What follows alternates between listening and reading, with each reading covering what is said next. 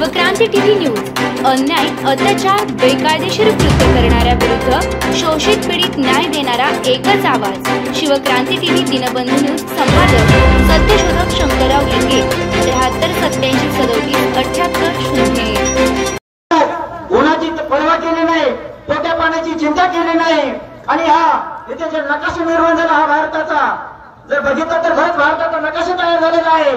आणि डॉक्टर बाबासाहेब आंबेडकरांनी सांगितलं होतं ओबीसींना ज्यावेळेस आरक्षण दिलं त्यावेळेस सांगितलं होतं की ज्यावेळेस ओबीसी एससी एसटी आणि मुस्लिम एकत्र येतील त्यावेळेस सत्ताधाऱ्यांना पळता भोगली होईल आणि त्याचं उदाहरण आहे।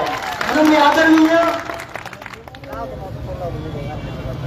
नवनाथजी आबा ओबीसी संघर्ष योद्धा उपोषण करते ओबीसीच्या न्याय हक्कासाठी लढणारे यांना विनंती करतो की त्यांनी मार्गदर्शन करावं।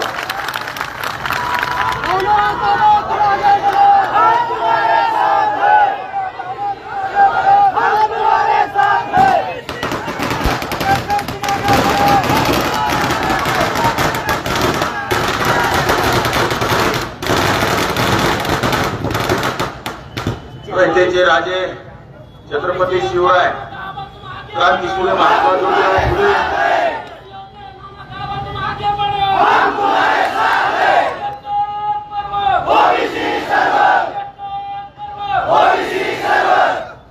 विश्वरत्न भारतरत्न डॉक्टर बाबासाहेब आंबेडकर राजश्री शाहू महाराज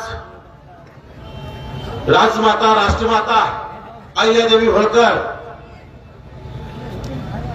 राजमाता माँ जिजाऊ अण्णाभाऊ साठे संत सेवालाल संत वामन भाऊ संत भगवान बाबा आज ज्यांची जयंती आहे असे बिरसा मुंडा माता फातेमा माता सावित्री माता रमाई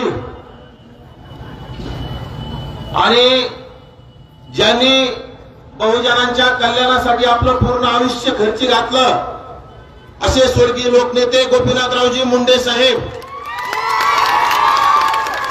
व तसेच ज्या ज्या महापुरुषांनी महामानवांनी आणि मातांनी आपल्या ओबीसी बहुजनांच्या कल्याणासाठी आपलं संपूर्ण आयुष्य खर्ची घातलं या सर्वच महापुरुषांना महामानवांना आणि मातांना माझं त्रिवार अभिवादन आणि मानवंदना।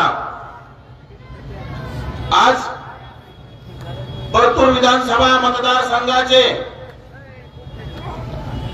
वंचित बहुजन आघाडीचे अभ्यासू उमेदवार रामप्रसादजी थोरात सर यांच्या प्रचारात मंठा शहरामध्ये होत असलेल्या या प्रचार सभेच्या मंचावर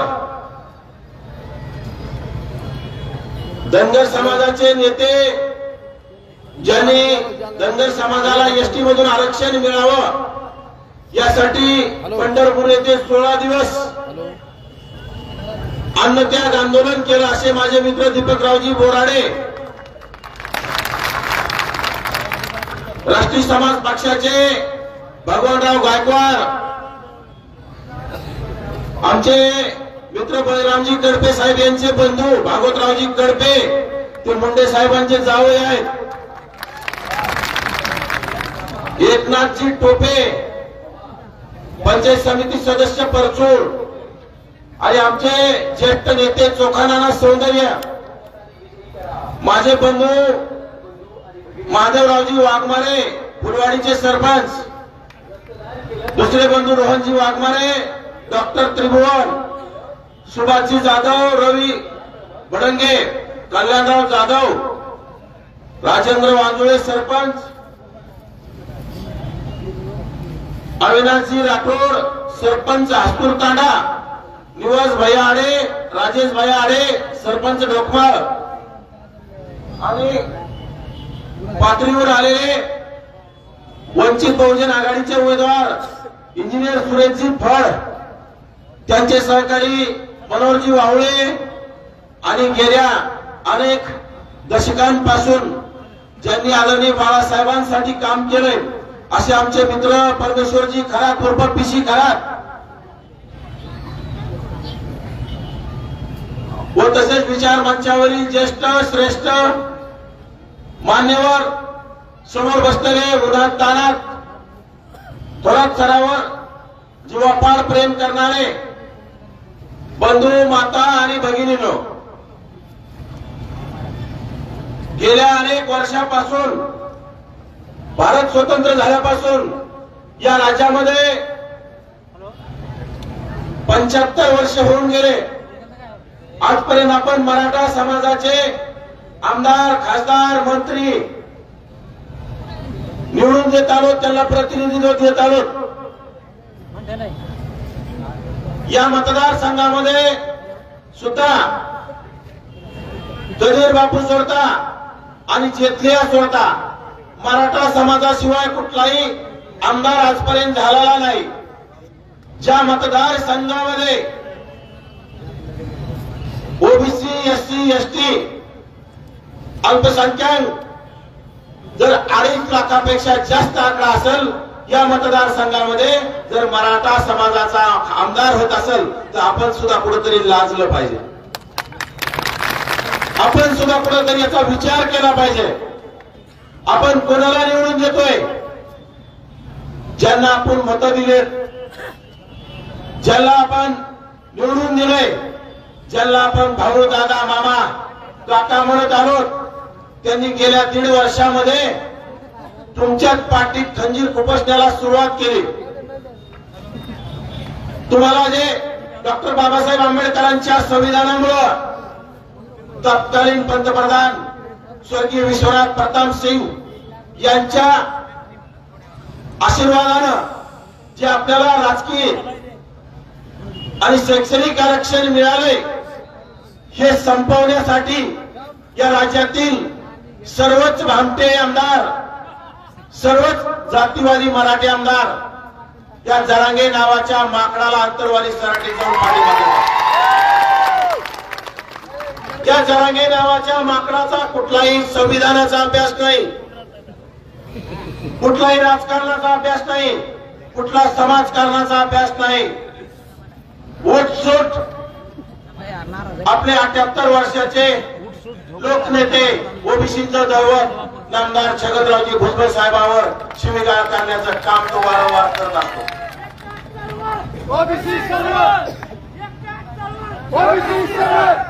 ज्या माणसामुळं मराठा समाजाचं वाटोळं झालं, जो माणूस स्वतःची सत्ता गेली की मराठा दलित, मराठा मुस्लिम, मराठा ओबीसी वाद लावण्याचं काम करत असेल तर तो माणूस कोण आहे बघा? शरद पवार. कोण आहे? शरद पवार. शरद पवारांचं वय गेलं पण सोय नाही आली त्याला आणखी. आजपर्यंत आपण त्यांना पुरोगामी विचाराचे आणि फुले शाहू आंबेडकरांचे विचाराचे शरद पवार साहेब म्हणत आलो. परंतु या शरद पवारांनी गेल्या 15 ते 20 महिन्यापासून या मराठवाड्यातून जरांगे नावाच्या माणसाला, अगदी जरांगे नावाच्या 5वी नापास माणसाला समोर करून अंतरवाली सराटीतून तुमचं ओबीसीचं आरक्षण कसं संपवायचंय यासाठी घाट घातला आणि वेगवेगळे अध्यादेश काढायला सुरुवात झाली. त्याच्या जोडीला पुन्हा शरद पवारांच्या जोडीला या राज्याचा जातीवादी, इतिहासातील जातीवादी मुख्यमंत्री एकनाथ शिंदे ज्यांनी अनेक आपल्या ओबीसी मध्ये घुसखोरी करण्यासाठी GR काढण्याचं काम केलं, ज्यामध्ये या राज्यामध्ये 57 लाखांपेक्षा जास्त हाताने खाडाखोड केलेल्या बोगस कुणबी नोंदणीमार्फत मराठा समाजाच्या लोकांना बोगस कुणबी प्रमाणपत्र वाटप करण्याचं काम केलंय, ज्याच्या माध्यमातून येणाऱ्या काळात तुमचे ग्रामपंचायत सदस्य सुद्धा होणार नाहीत. ज्या 7 मेंबरची एखादी ग्रामपंचायत असेल त्या गावात 25 प्रमाणपत्र वाटप झाले. बांधवांनो, मला तुम्हाला कळकळीची विनंती करायची, आज आपल्यासाठी मोठं संकट आलेलं आहे. ती रस्त्यावरची लढाई राहिलेली नाही. आता ही लढाई सभागृहात केली पाहिजे आणि सभागृहात आपली लढाईला थोरात सरांसारखे तरुण तडफदार अभ्यासू माणसं सभागृहात गेले पाहिजे.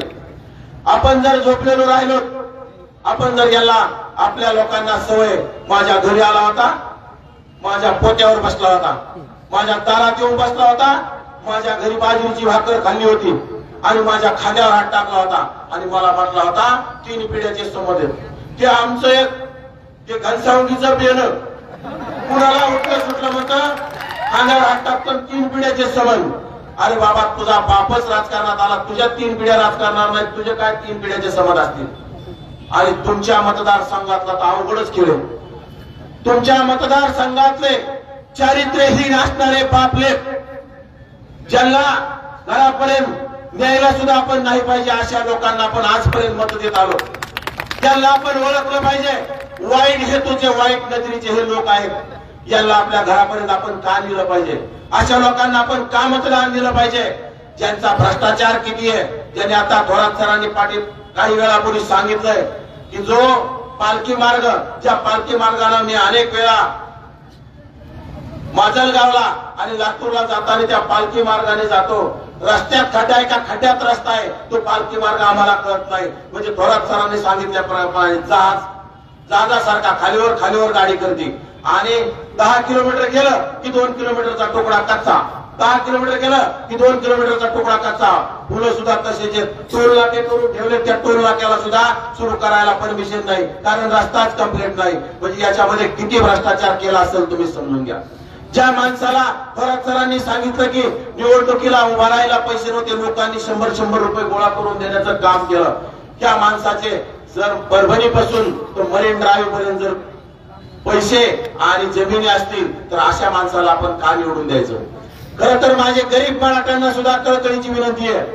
आजपर्यंत त्या निजामी आणि प्रस्थापित मराठ्यांना गरीब मराठ्यांचा सुद्धा वापरच करून घेतलेला आहे, परंतु गरीब मराठ्यांना जरांगे नावाच्या माणसाचा फार धोका आहे. खरं तर गरीब मराठ्यांनी आता तरी डोळे उघडले पाहिजे. जरांगे नावाच्या माणसानं शरद पवारांच्या इशाऱ्यावर गरीब मराठ्यांची सुद्धा फसवणूक केलेली आहे. म्हणायचं काय, मला गरीब मराठ्यांचे लेकरं, माझे गरिबांचे लेकरं, माझ्या लेकरांना आरक्षण मिळालं पाहिजे. अरे तुझ्या आरक्षण मिळालं होतं, तुम्हाला ईडब्ल्यूएस मधून 10% आरक्षण मिळत असताना, एससीबीसी मधून आरक्षण मिळत असताना तुम्ही ओबीसी मधून ओबीसीचं आरक्षण संपवण्याचा घाट घालता आणि त्या राड्यामध्ये तुमचं स्वतःचं ईडब्ल्यूएस मधलं आरक्षण गेलं, ज्यामध्ये गरीब मराठ्यांचे आता पोलीस भरतीमध्ये उमेदवारांचं सुद्धा मोठं नुकसान झालंय. पोलीस झाले असते परंतु त्यामध्ये त्याला पोलीस भरतीमध्ये प्रवेश करता आला नाही. त्यामध्ये एमबीबीएस मध्ये आताच कट-ऑफ तुम्हाला माहित असेल, एमबीबीएस मध्ये ओबीसीच्या उमेदवाराला 638 मार्क लागत होते आणि ईडब्ल्यूएस वाला 617 लागत होता. परंतु जरांगे नावाच्या माकडाच्या नादी लागल्यामुळं त्यांचं ईडब्ल्यूएस गेलं आणि ओबीसीचं भेटणारच नाही. जर थोरात सरांसारखे प्रतिनिधी सभागृहात गेले तर जरांगे नावाचे माणसं, त्याचा बाप जरी आला तर त्याला आरक्षण ओबीसीतून मिळवून देणार नाही. मुळात त्याला आरक्षणाची गरजच काय? त्याला आरक्षणाची गरज नसताना कुठेतरी ओबीसीच्या समाज स्थानिक स्वराज्य संस्थेमध्ये प्रतिनिधित्व करायला जात असेल तर त्याला विरोध करण्यासाठी एक केलेलं मोठं षडयंत्र आपण ओळखलं पाहिजे. आपण त्यांच्या शैक्षणिक आणि नोकरीतल्या आरक्षणाला कधी विरोध केला नाही. आपण आजपर्यंत त्याच्या खात्याला खाता लावून काम करण्याचं काम केलं, परंतु गरीब मराठ्यांना उचकावून समाजामध्ये दहशत माजवण्याचं काम कोणी केलं असेल तर 5वी नापास त्या मोगलीने केलं. बीड जिल्ह्यामध्ये माझ्या माळी समाजाचे हॉटेल जाळण्याचं काम केलं, सोनार समाजाचं दुकान जाळण्याचं काम केलं, माझ्या नावी समाजाचे माजलगाव तालुक्यात गंगामतला या गावामध्ये दुकानं फोडण्याचं, दुकानं जाळण्याचं काम केलं. याचा बदला आपल्याला घ्यावा लागेल की नाही? बदला ध्यानात आहे का नाही? ती आग तुमच्या डोळ्यामध्ये असली पाहिजे, ती आग तुमच्या हृदयामध्ये असली पाहिजे आणि आपल्या येत्या 20 तारखेला आपण तो बदला घेण्यासाठी आपल्याला मोठी संधी आलेली आहे. बांधवांनो, गेल्या लोकसभेला, नुकत्याच झालेल्या लोकसभेमध्ये ठरवून पाडण्याचं काम या जरांगे नावाच्या छपरी माणसानं आपल्या नेत्यांना ठरवून पाडलं. याचा आपण बदला घेतला पाहिजे. ज्या लोकनेते स्वर्गीय गोपीनाथरावजी मुंडे साहेबांना या राज्यामध्ये मराठा समाजाचे अनेक तरुण हाताला धरून ज्याला आमदार केलं, ज्याला खासदार केलं, ज्याला मंत्री केलं, मुख्यमंत्री पदापर्यंत नेण्याचं काम केलं, त्यामध्ये तुमचा या मतदारसंघातला बबन तात्या सुद्धा आहे. अशा लोकांनी पंकजाताईच्या विरोधात षडयंत्र करण्याचं काम केलं. बीड जिल्ह्यामध्ये सर्वचे सर्व मराठा आमदारांनी जे भाजपचे असतील किंवा महायुतीचे सुद्धा असतील त्या सर्वांनी आदरणीय पंकजाताईला पराभूत करण्यासाठी पूर्ण षडयंत्र करण्याचं काम केलं। इकडे आपल्या परभणी लोकसभेमध्ये माधवरावजी जानकर साहेबांचे पैसे यांनी खाल्ले, त्यांच्याकडून गाड्या घेतल्या, फक्त फिरण्याचं काम केलं, परंतु त्या फिरणाऱ्या लोकांनी सुद्धा जानकर साहेबाला मतदान केलं नाही। याच्या बदल्याची आग आपल्या मनात असली पाहिजे। माझी मुस्लिम समाजाला सुद्धा कळकळीची विनंती आहे, मुस्लिम समाजाचा लोकसभेला एकमेव उमेदवार इम्तियाज जलील साहेब औरंगाबाद मधून उभा होते, संभाजीनगर मधून उभा होते, त्याला ओबीसी चालत नव्हता, माझा लिंगायत समाजाचा खासदार चंद्रकांत खैरे चालत नव्हता, मग कमीत कमी मुस्लिमांना तरी करायला पाहिजे होतं ना मतदान। ज्या मुस्लिमांनी आणि ज्या दलित बांधवांनी तुम्हाला भरभरून मतदान दिलं इंडिया आघाडीला आणि मराठ्यांना, या राज्यामध्ये ओबीसींना पराभूत करत असताना संविधान डोक्यात आहे असं सांगण्यात आलं आणि माझ्या दलित बांधवांनी भरभरून मराठ्यांच्या खासदारांना मतदान केलं आणि त्या मराठ्यांच्या लोकांनी माझे श्रद्धेय बाळासाहेब आंबेडकर यांना अकोल्यामधून पराभूत करण्याचं काम केलं। त्यांचेच बंधू अमरावतीमधून आनंदराजे आंबेडकर उभे होते, त्यांना सुद्धा पराभूत करण्याचं काम केलं। इकडं मुस्लिम समाजाचे मत घेतले, सीएए कायदा लागू होणार आहे आणि मुस्लिम समाजाची आता काही खैर नाही अशी मुस्लिम समाजाला भीती दाखवण्याचं काम केलं आणि मुस्लिम समाजाचे पूर्ण मत घेतले आणि मुस्लिम समाजाचे इम्तियाज जलील यांना सुद्धा पराभूत करण्याचं काम केलं आणि तिथं निवडून कोण आणला? 7वी नापास असणारा गद्दार, दारू विकणारा, गाडग्या तोंडाचा संदीपान भुमरे, म्हणजे ज्याला लोकसभेत काही बोलता येणार नाही असे माणसं निवडून देण्याचं काम यांनी केलं, फक्त आपल्या जातीचा। म्हणजे तो 3ऱ्या क्रमांकावर असणारा संदीपान भुमरे यांना निवडून देतात असेल तर आपला 1 नंबर आज सर्वेमध्ये 1 नंबर असणारे माझे थोरात सर का निवडून येऊ शकत नाहीत? खरं तर या आजची सभा म्हणजे विजयाची सभा असली पाहिजे। मला आत्मविश्वास आहे, ते लोक काही भाड्याने आणलेले नाहीत, ते लोक काही गाड्या देऊन आणलेले नाहीत, त्या लोकांना काही पाकिट दिलेलं नाही, ते लोक थोरात सरांवर प्रेम करणारे आणि थोरात सरांना आमदार करण्याचा निश्चय करून इथं आलेले आणि थोरात सरांचा विजय इथं कोणी आयरा गायरा कोणी येऊ द्या, कोणाचाही बाप येऊ द्या, थोरात सरांचा विजय कोणी रोखू शकत नाही।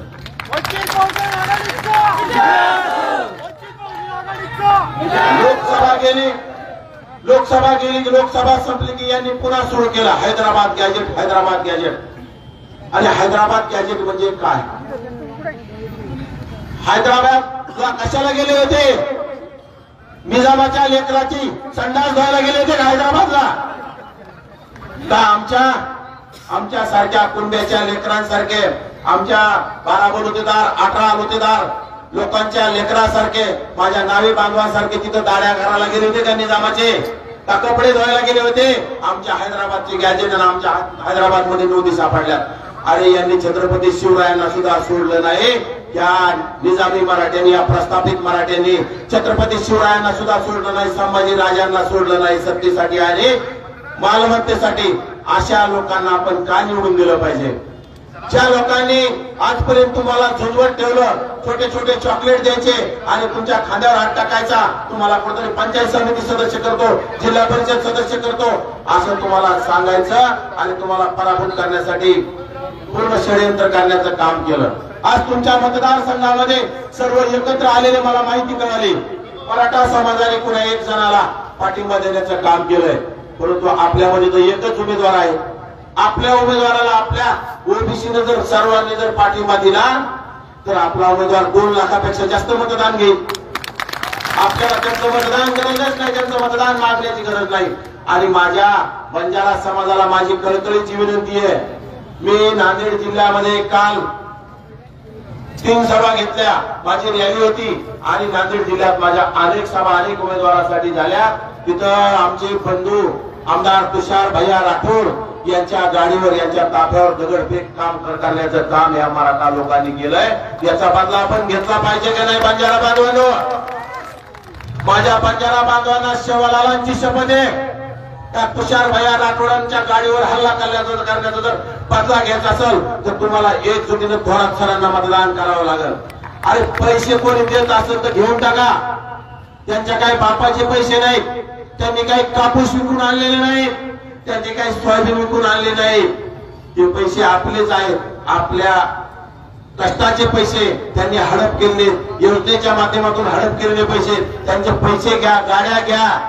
फक्त माझी तुम्हाला कळकळीची विनंती, मायबाप जनते हो, त्यांच्याकडून दारू घेऊ नका, कारण दारूने माझे लेकरं बाळ वाटलं होईल. याचं पैसा काय घ्यायचं तर घ्या आणि थोरात सरांना वाटा दिलं तसं पाकिट आणून द्या, कारण की आपला उमेदवार गरीब आहे परंतु स्वच्छ आहे. आपला उमेदवार गरीब आहे पण आपला उमेदवार अभ्यासू आहे.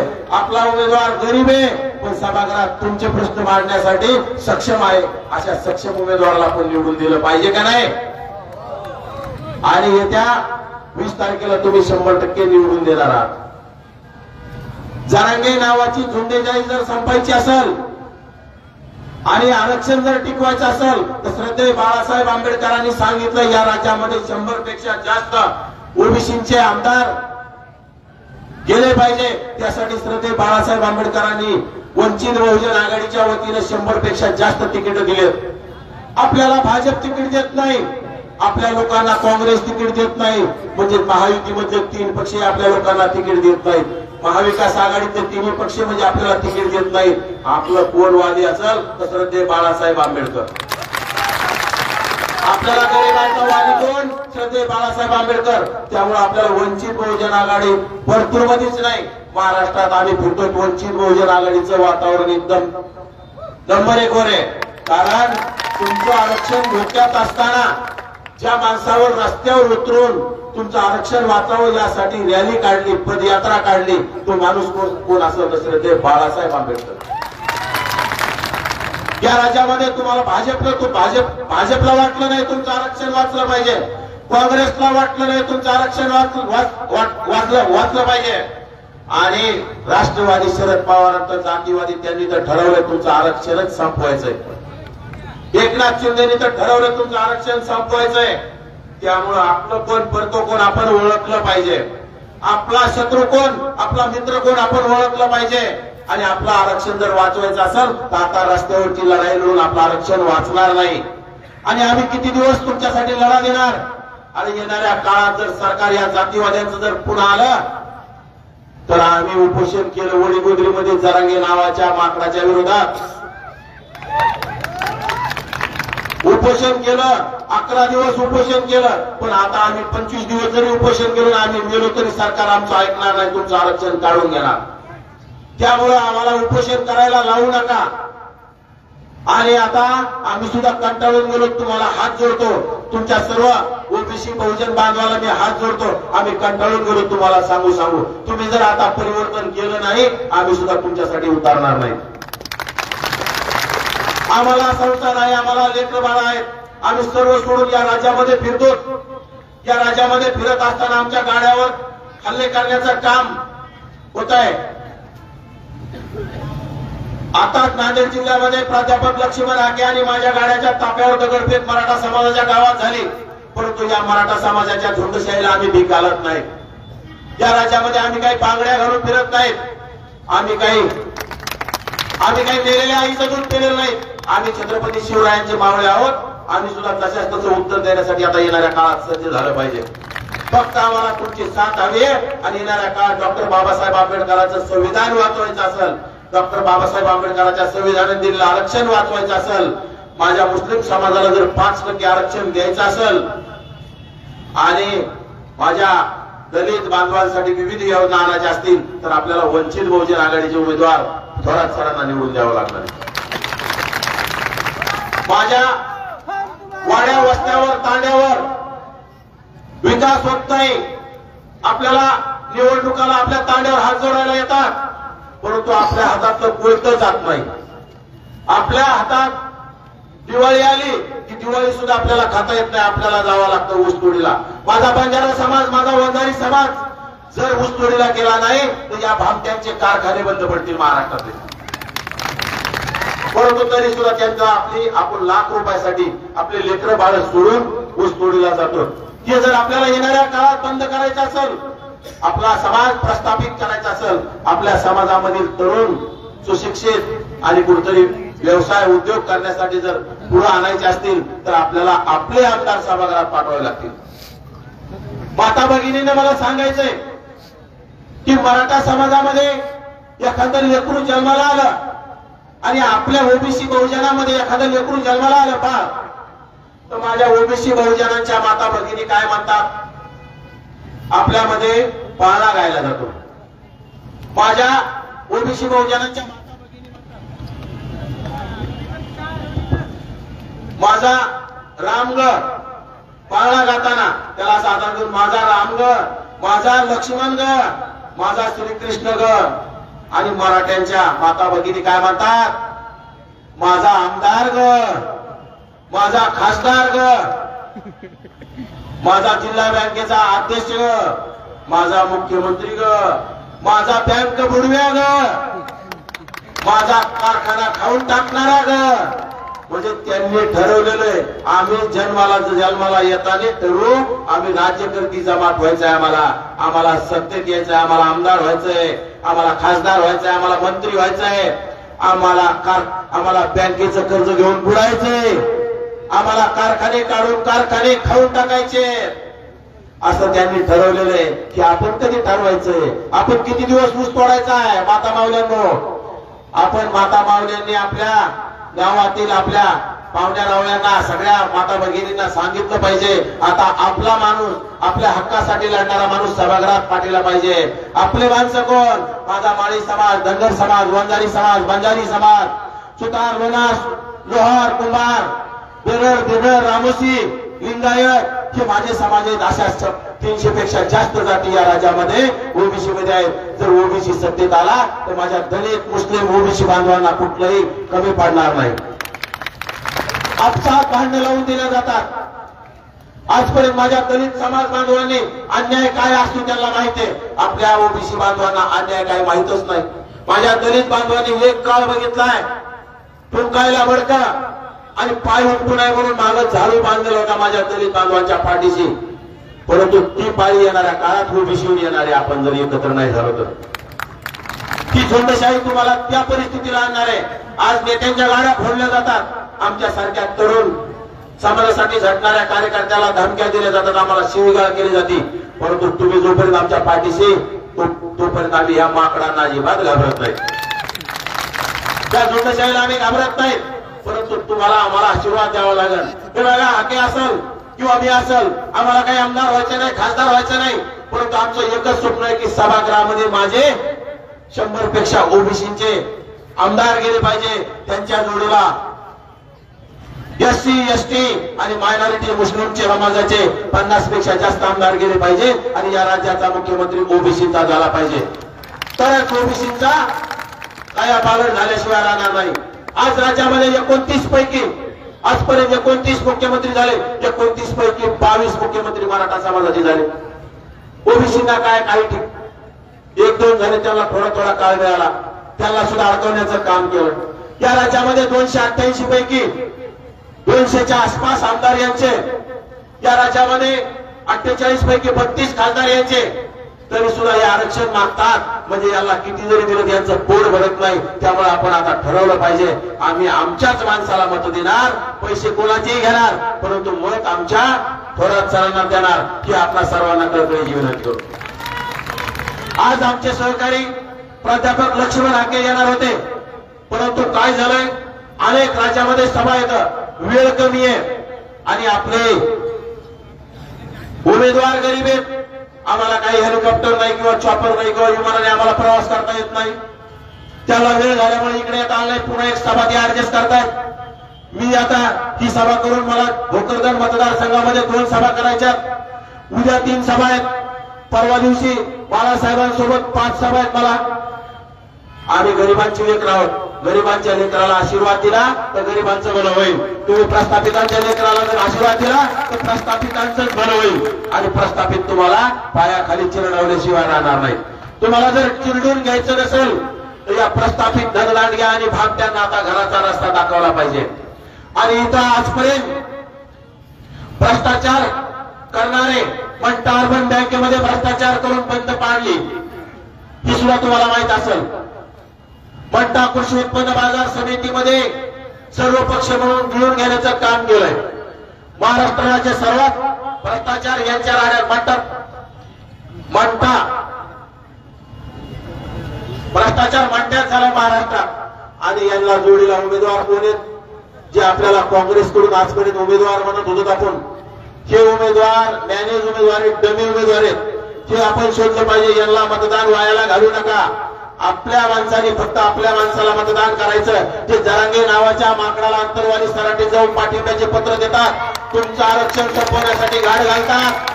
असा कोणी असेल तो येऊन सांगल मी सुद्धा अल्पसंख्याक आहे, मी तुमचा आहे, तो आपला नाही. त्यांनी जरांगेचे पाय दाबण्याचं काम त्या अंतरवाली सराटीत जाऊन केलंय. तिथं अंतरवाली सराटीच्या अगदी 1.5 किलोमीटर आपलं उपोषण सुरू असताना त्याला आपलं उपोषण दिसलं नाही ओबीसीचं, तो आपला ओबीसीचा कसा असू शकतो. अशा भामट्यांना सुद्धा आपण बाजूला केलं पाहिजे. आणि खरं तर या मतदारसंघात जातीवादी आणि भ्रष्टाचारी बबनराव लोणीकर यांच्या बुडावर लाद घालून मतदारसंघाच्या बाहेर काढलं पाहिजे. आणि माझा तरुण तडफदार अभ्यासू उमेदवार जो मतदारसंघाचा आवाज, मतदारसंघाचा विकासासाठी विधान भवनामध्ये तुमचा आवाज बनू पाहताय, अशा स्वच्छ आणि क्लीन माणसाला सभागृहात पाठवावं. असे आमचे थोरात सर यांची निशाणी गॅस सिलेंडर. आपल्या माता भगिनींना आवर्जून सांगतो, माता भगिनीचं आणि गॅस सिलेंडरचं नातं फार जवळच आहे. माता भगिनींना गॅस सिलेंडरचा जास्तीत जास्त प्रचार करावा. आणि सर्व मतदार बंधूंना माझी पुन्हा एकदा कळकळीची विनंती, येत्या 20 तारखेला थोरात सरांच्या गॅस सिलेंडरचं बटन दाबून आपण त्यांना लाखात निवडून आणण्याचं, लाखाची लीड देऊन प्रचंड मताने विजयी करावं अशी आपणास विनंती करतो आणि माझं भाषण थांबवतो. जय भीम, जय ओबीसी.